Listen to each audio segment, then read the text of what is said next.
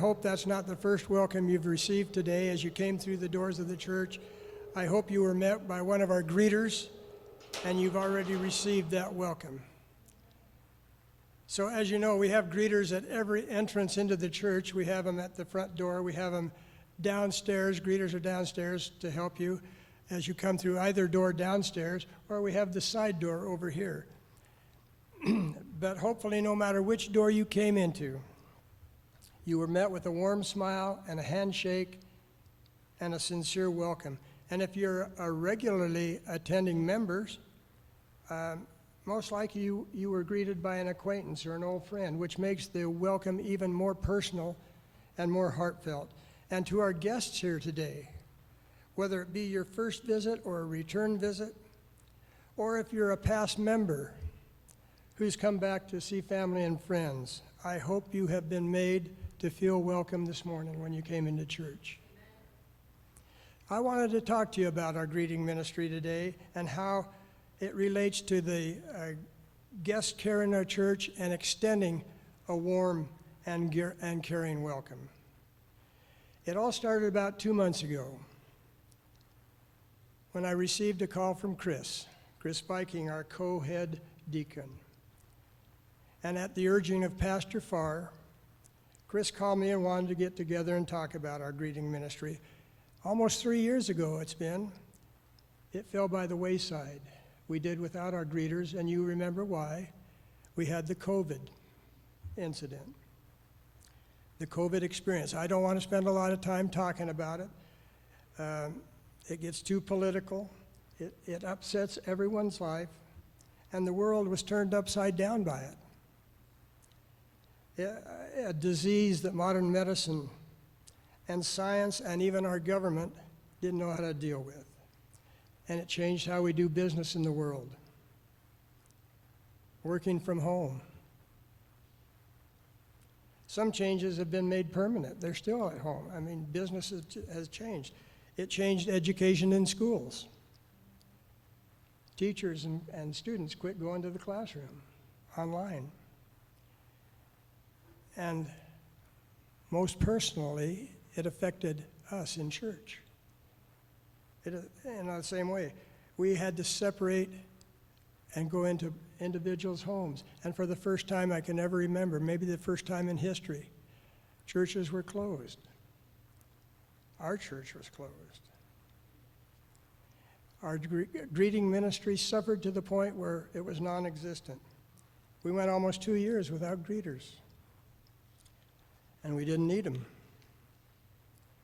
And with no greeters, we're missing one of the most important aspects of the worship experience.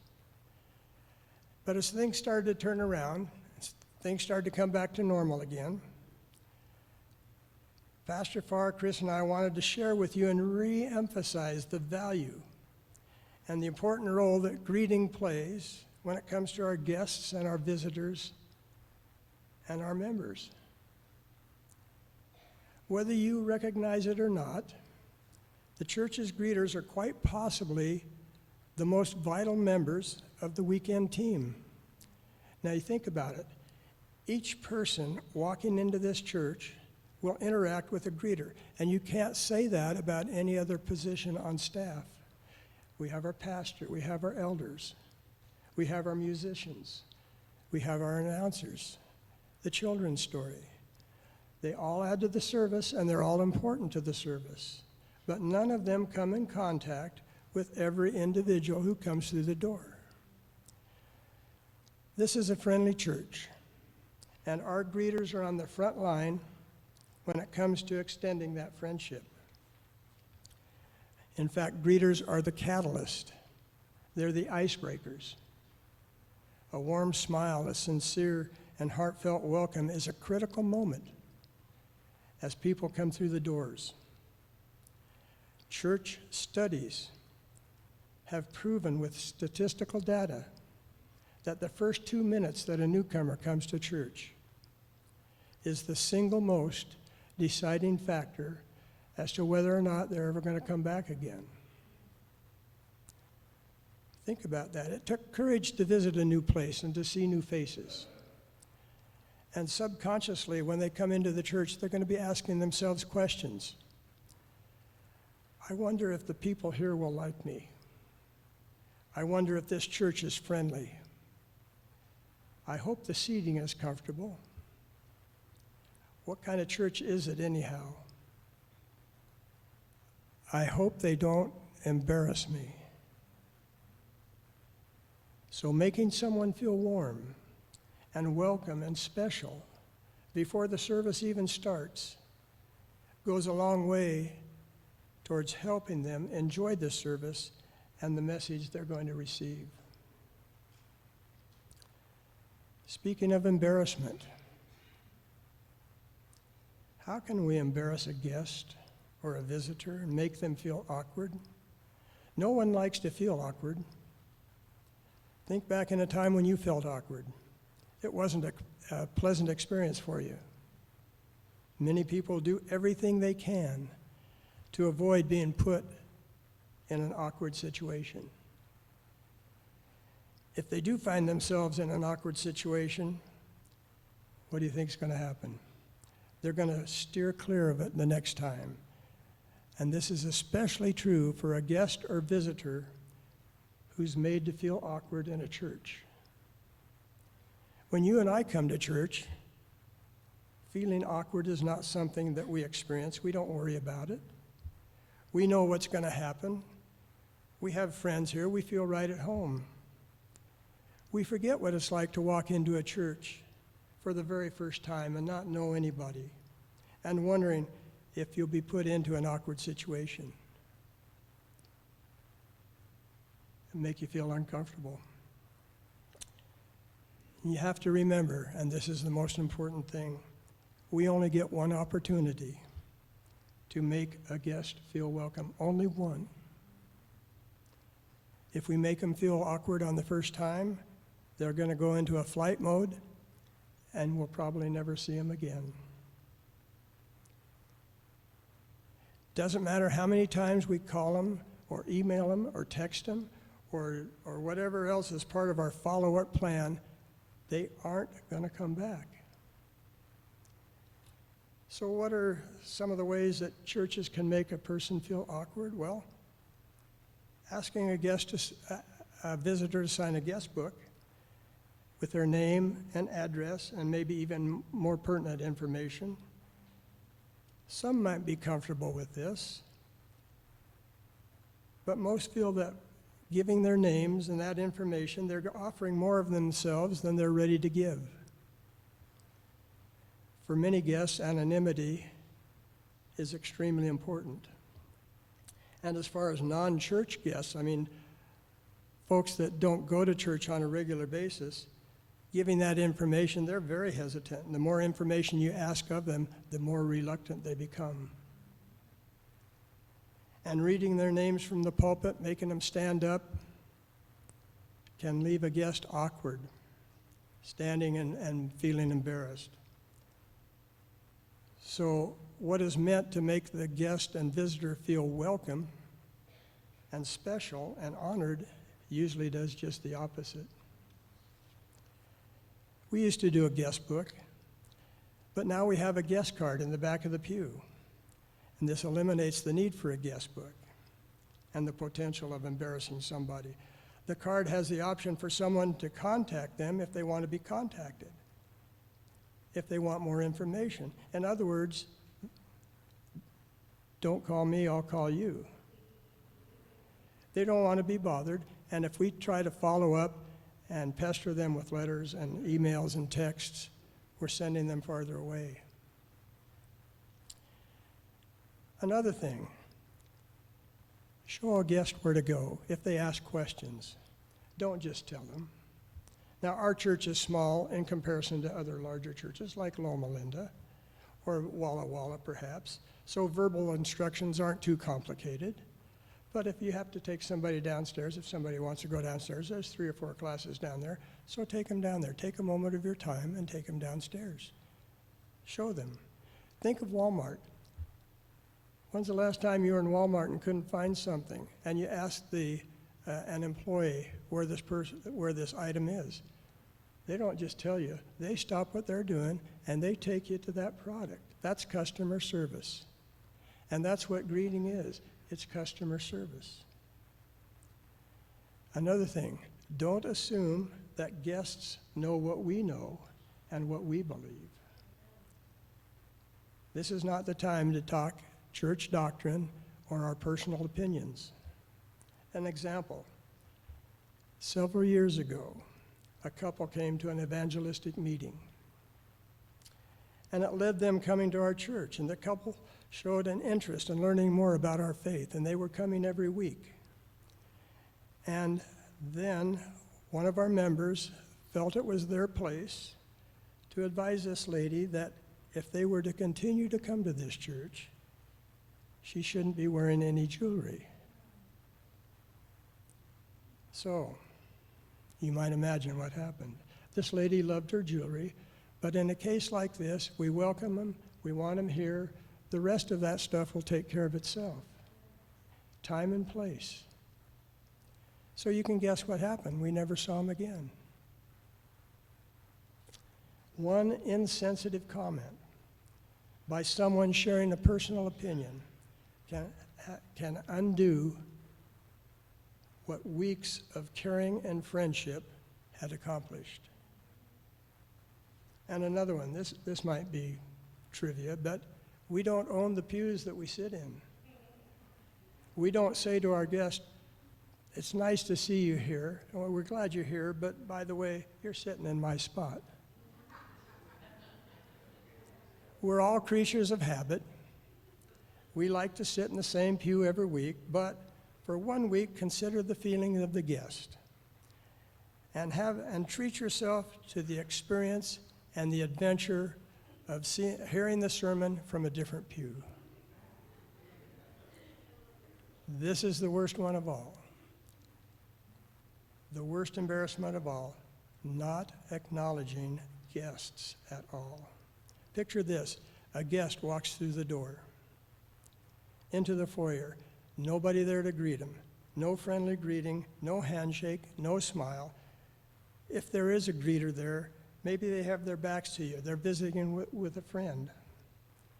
A circle of believers. They're chatting, they're laughing, they're enjoying each other's company, and yet they're not paying attention to you. You're invisible. When a guest walks into church and there's no greeting or no handshake, they leave with the feeling of not being important enough to even be acknowledged. And those are just some of the ways we can make a guest feel uncomfortable that we have to be aware of. You know as well as I do that preparing and hauling a family to church on Sabbath morning can be a struggle. Now, myself, Al, some of the older generation, we've been through the hauling stage. Maybe hauling's not a good word. And I don't mean to make it sound like we're herding cattle. But when I think back on it, it's not far from being accurate. But you know what I mean, especially young families, you young parents and young children. And from my perspective, when I look out and see everybody looks pretty young to me. And I'm talking about all of you. I do see some middle-aged out here, but middle age is still young. As long as I'm talking about age, I'm going to step out of character for a minute and address that. I asked the Sabbath school class I was in last week, what do you consider to be middle age? And the general consensus was 50 years old. That means people have to live to be 100. Well, there aren't that many people that live to be 100. So the next question, what's the average life expectancy in the United States? It's 76, based on the most recent statistic that they've made public. 76. Women tend to live to 79, men 73, and there's probably a reason for that, but I don't want to go into that now.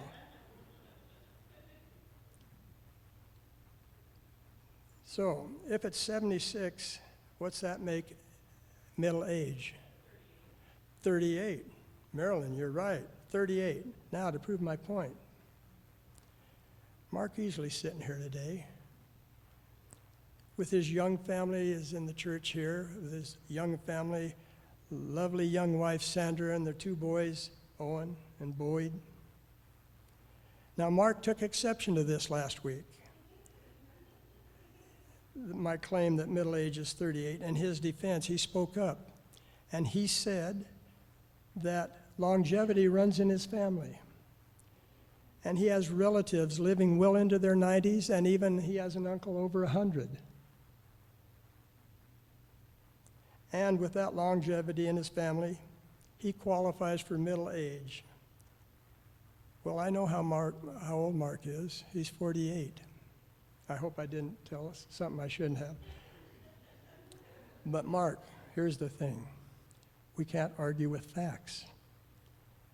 I know you want to be middle-aged,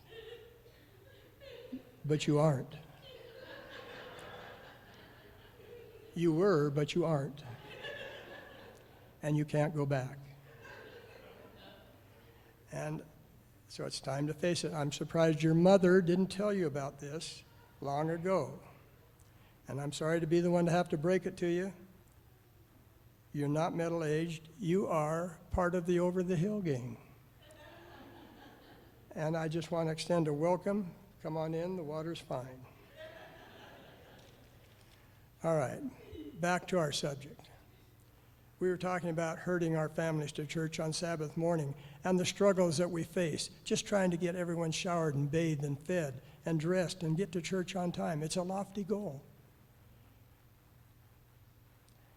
And often in the midst of this frenzied activity, strife among family members can break out. Can you imagine young kids and teenagers and strife? They just seem to go together. I remember. And often by the time a family arrives at church, they feel like they've been through a war zone and wonder if they're ever going to be able to focus on the service, let alone God. So we come to church every Sabbath. We want to forget those day-to-day life challenges, struggles, and bills to pay, and sick kids, and car payments, and leaky faucets. We want to leave all that behind. And that's when the greeter comes into the picture. The peace and warmth of the Sabbath can begin instantly, taking their minds off the day-to-day toils, and we can start to focus on the Sabbath. It can even start in the parking lot, and it does start in the parking lot. You've all seen Glenn out there, Glenn Holbrook, greeting folks as they come through the side door, or he helps them up the steps at the main entrance. He'll open any door if that's the help you need, or if it's raining outside, he's there with an umbrella to keep you dry. If it's hot out there, he's there with an umbrella to give you a little shade and cool you off a little bit. And when there's snow and ice, he's out there throwing the ice melt or a shovel, and he's walking you to the door, making sure of your safety. And then once inside, you get that friendly handshake, or in some cases, maybe you get a hug.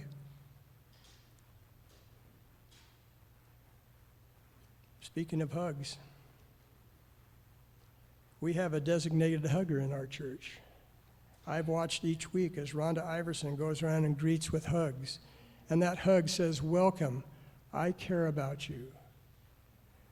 And how does it make you feel? You're not thinking about leaky faucets or sick kids or late car payments now when you're being hugged. But there's one thing about hugging you need to be aware of. Not everybody is comfortable with hugging. It's one thing to hug a good friend, someone we're familiar with, but not everyone is comfortable, especially with a visitor or greeter. That could be awkward and make the situation uncomfortable. But no one is going to be offended with a handshake and a smile and a hearty welcome. It sets the stage for the rest of the church experience. So what does it take to be a greeter? You don't have to be an elder. You don't have to have a college degree. You don't have to be the boss of a big business or live in a fancy house or drive a fancy car. But are you friendly, personable? Are you able to interact with a wide variety of people? Do you like people? Are you a people's person?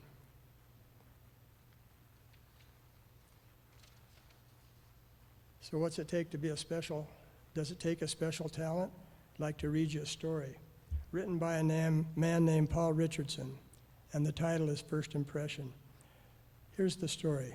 He says, a friend of mine was asked by his conference president to preach at a church that was between pastors. As my friend and his wife entered the church, a longtime greeter welcomed them, and then she said, I just want to warn you, we don't have a pastor right now, and so we have a guest speaker today. And remember, he's there to speak. Sometimes they're not very good preachers, but it's all we have. And then she shrugged her shoulders and walked away. My friend and his wife thanked the greeter without revealing their identity and moved into the foyer, into the sanctuary. And then another couple came up to them and welcomed them and invited them to lunch after church. And my friend accepted. And it wasn't but a few minutes later, this first greeter came into the sanctuary. She was giving everyone bulletins. Bulletins had arrived late today. She was passing out bulletins. And she went up to this couple again, and she said, did so-and-so invite you to lunch today? My pastor friend said, yes, they did. Oh, good, said this greeter.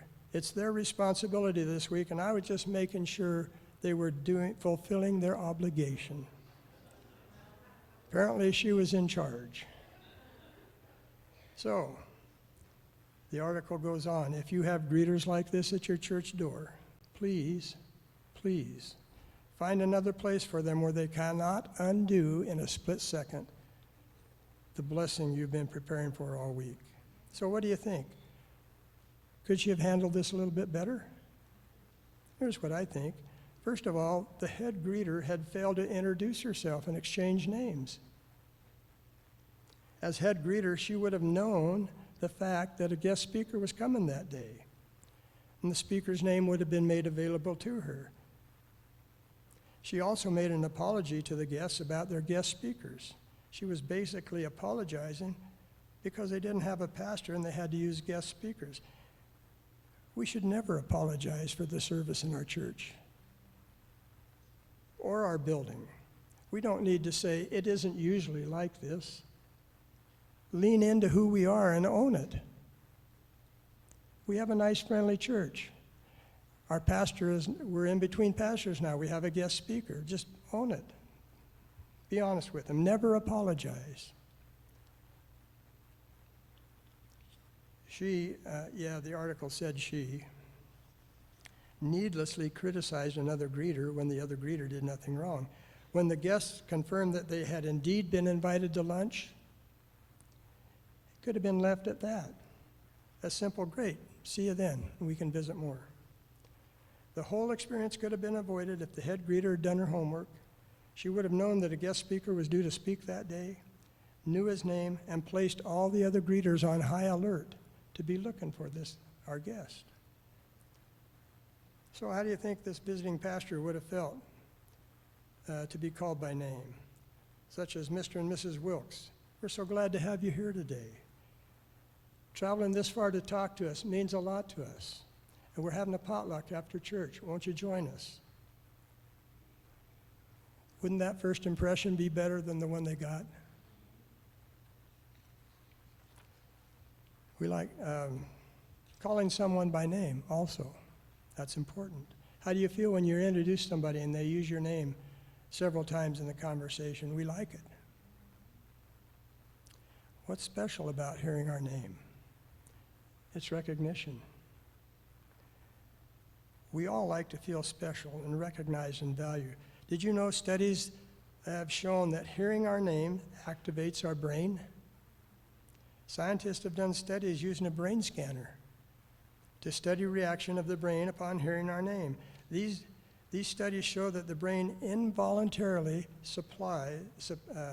involuntary response to the sound of our own name.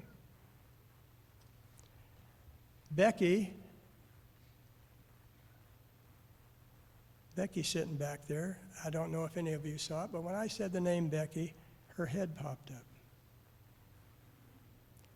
She was probably talking to Maria right next to her, not listening to a word I said.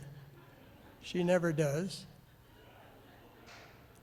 But the minute she heard her name, something activated in her brain, and she stopped doing what she was doing, and they were more alert and more focused now. Are you listening now? So I have their attention because I said her name. I'm kidding. She was paying attention. But it's all about recognition. I took a Dale Carnegie class many years ago. In fact, I've taken 2 of them, 25 years apart. But the message did not change. From 25 years apart, the message didn't change. Dale Carnegie even wrote several books on the subject. One of the books was How to Win Friends and Influence People. And what was the message? All people have an intimate desire to be recognized, appreciated, and valued. Now, there have been studies done in the workplace and surveys given to the workers, and when they were asked, what's the most important thing to you about your job? What do you think the number 1 answer was? If you guessed money, you'd be wrong. Money wasn't even in the top 3. Recognition, appreciation, and being valued. So when a person enters church and is met with sincere enthusiasm and feels appreciated and valued, what's their frame of mind as they enter into the church service? And don't forget, we have a handshake as well when you meet somebody. A handshake, the conventional gesture of greeting in North America. Of course, there's the formal rule of etiquette about a gentleman never offers the hand unless the lady offers hers first. But a lady can shake hands at any time with anybody. And the study backs up what the etiquette books have been saying all along. A firm handshake helps make a good first impression with both males and females. And when our kids were young, we introduced them to friends of ours, and the one thing we taught them was a firm handshake and look that person in the eye and tell them you're glad to meet them. Young kids need to learn that early. And there's a relation between the features of a firm handshake and a favorable first impression. The strength of the handshake, the duration, the eye contact, the completeness of the grip. Did you know that the University of Alabama had a study of handshakes, and they were evaluated by handshake coders? I didn't know there was such a job out there, a handshake coder. I'd like to know how much it pays and how much demand there is, because I think I'd be good at it. I have a firm grasp on that subject. The studies show that a firm handshake those with a firm handshake were more extroverted with those with a limp handshake. And women were found to be more liberal, intellectual,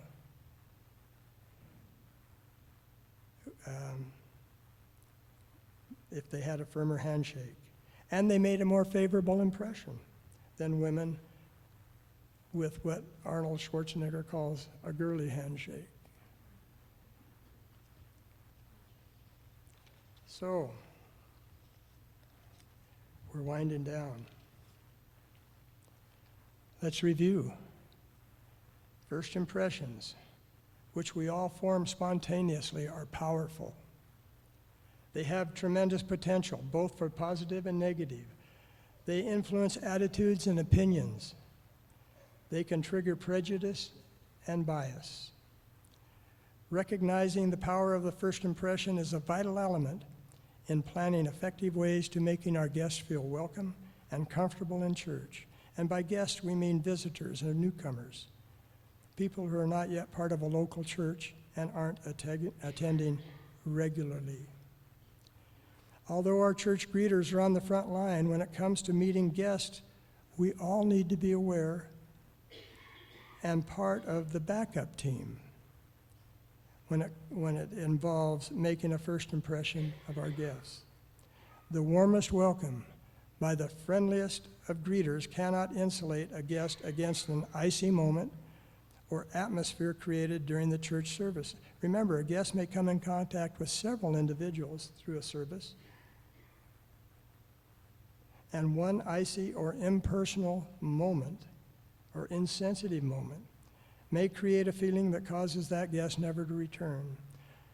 On the contrary, one moment of kindness or considerate gesture on our part makes a lasting, favorable impression. The word greet, greeting, greetings, greeteth, all used in the New Testament 21 times. And 5 of these are in Romans chapter 16. God devotes an entire chapter of the Bible to nothing else besides greeting. Actually, greeting is part of the hospitality ministry, as discussed in the Bible. 1 Peter 4:9, our scripture reading for the day, says, "Use hospitality one to another without grudging." The greeting ministry is an art form of hospitality. Hospitality is the ability to make another feel warm and welcome and special in our presence. So we need to take this greeting ministry seriously. Greeting is not an afterthought. It isn't unnecessary ministry. It isn't inferior ministry. It's central to sharing the love of Christ. God welcomes us, and he expects us to welcome one another. It's a basic human instinct. People need to feel loved. So what can we do as individuals to create a lasting, favorable impression? Let me tell you one last story. A man visited 18 different churches on successive weekends. He was trying to find out what churches were really like. He shared this experience by saying, "I sat near the front. After the service, I walked slowly to the rear, and then returned to the front, and then went down another aisle to the rear. I smiled. I was neatly dressed. I asked one person to direct me to a specific place, a fellowship hall, pastor's study. I remained for refreshments, if there were any. I used a scale to rate the reception I received. I awarded points on the following basis: 10 points for a smile, 10 points for a greeting, 100 if we exchange names, 200 if I was invited to potluck, 200 if I had an invitation to return, 1,000 to be introduced to a friend, and 2,000 to be introduced to the pastor. On this scale, 11 of the 18 churches earned fewer than 100 points. 11 of the 18, that means fewer than 100, that means they either had a smile and a greeting or both. And that's all in 11 of the churches. 5 of the churches, less than 20. That means in 5 churches out of 18, they only received a smile or a greeting, not both. So, based on that point system, that's a total, how many points could he have gotten? 3,520 points. The big ones being introduced to the pastor, of course. I'd like to know how many points we'd get if a visitor came in, and if the visitor scored us. That'd be interesting to know how many points we'd get today. We currently have 19 individuals who volunteer for our ministry on Sabbath. There are 6 couples and 7 single individuals. That means only 3 to 5 greeters at the door on any given Sabbath. And with the volume of people coming through the doors, it's possible to slip through without being noticed. And that's where you guys come in. Our sanctuary is filled with backup greeters. We don't have to be on the front line. We don't have to all be greeters, but we're all members of that backup team. And we can be there to help. It's the backup team that contributes to making this church the friendly church that it is. So what's our goal? Based on the scoring system of this gentleman that I just mentioned in the story, our goal should be 3,520 points if a guest comes in. We want to see to it that we get that many points. So the conclusion of all this: the doctrine may be biblical, the singing inspirational, the sermon uplifting, but when a visitor finds nobody who cares whether he's there or not, he's not likely to come back. It's not hard to smile to a stranger or greet somebody sitting next to you, exchanging names, calling them by names. You know how you feel when they call you by name. It's not hard to invite them to a fellowship meal after church, or introduce them to a friend, or just simply invite them to come back. It's really quite simple. It's the golden rule. You want to treat them like you would want to be treated. So let's all be a part of the larger team to make our guests feel warm and welcome. Let's pray. Father, thank you for this day. Thank you for our greeters. And thank you for our church family, our backup greeters.